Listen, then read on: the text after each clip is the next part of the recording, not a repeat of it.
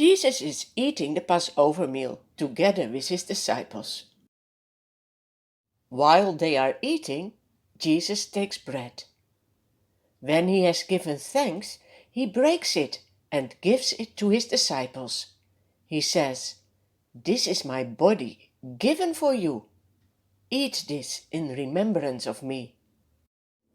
Maybe you have been hearing these words before. That is possible, because even nowadays when Christians come together, they have moments that they share bread and you hear these words. They remember then that Jesus gave his life for them, so that their sins could be forgiven. Then Jesus takes a cup of wine, and when he has given thanks, he gives it to his disciples and says, "Drink from it, all of you. This is my blood of the covenant, which is poured out for many for the forgiveness of sins. I will not drink wine again until I drink it with you in my Father's kingdom." During the meal, Jesus is troubled in spirit. He testifies, "Very truly, I tell you, one of you will betray me." Do you know, this was already prophesied in the Bible. In Psalm 41 I read, "He who shared my bread has turned against me." The disciples stare at one another. Who would do such a thing? They are very sad and begin to say to Jesus one after the other, "Surely you don't mean me, Lord?" Peter motions to John, who is sitting close to Jesus, and says, "Ask him which one he means." John asks, "Lord, who is it?" Jesus answers, "It is the one to whom I will give this piece of bread when I have dipped it in the dish." Woe to that man! It would be better for him if he had not been born. Also Judas asks, "Surely you don't mean me?" Jesus answers, "You have said so." Then he dips the piece of bread in the dish and gives it to Judas. As soon as Judas takes the bread, Satan enters into him. Jesus then tells Judas, "What you are about to do, do quickly." But none of the disciples at the meal understand why Jesus says this to him. They all know that Judas is in charge of the money. Some think Jesus is telling him to buy what is needed for the festival, or to give something to the poor. Judas gets up. He leaves the room. He goes into the night.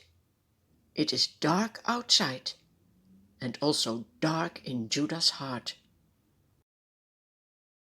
When Judas is gone, Jesus says, "My children, I will be with you only a little longer." He explains he is preparing a place for them in heaven. Jesus tells his disciples, "A new command I give you. Love one another. As I have loved you, so you must love one another. Everyone will know that you are my disciples if you love one another." Are you already a disciple of Jesus? Then Jesus promises his disciples that God is going to send the Holy Spirit to help and comfort them.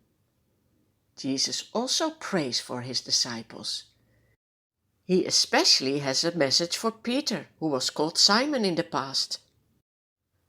He says, "Simon, Simon, Satan has asked to sift all of you as wheat, but I have prayed for you, Simon, that your faith may not fail. And when you have turned back, strengthen your brothers."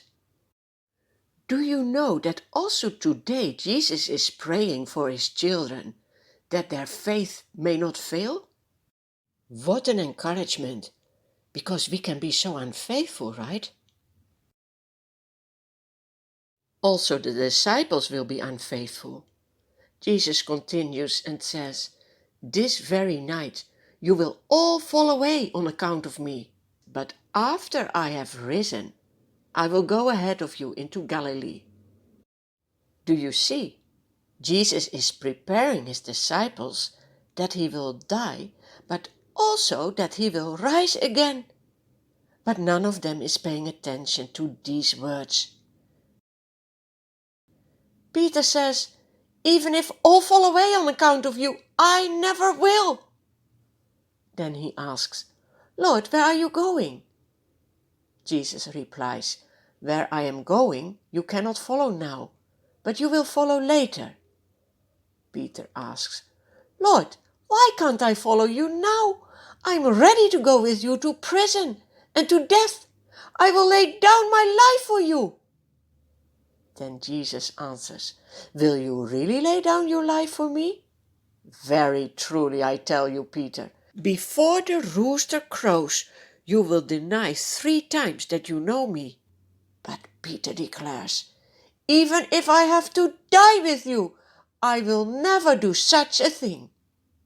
And all the other disciples say the same. They finish the meal. They sing a song and go out to the Mount of Olives.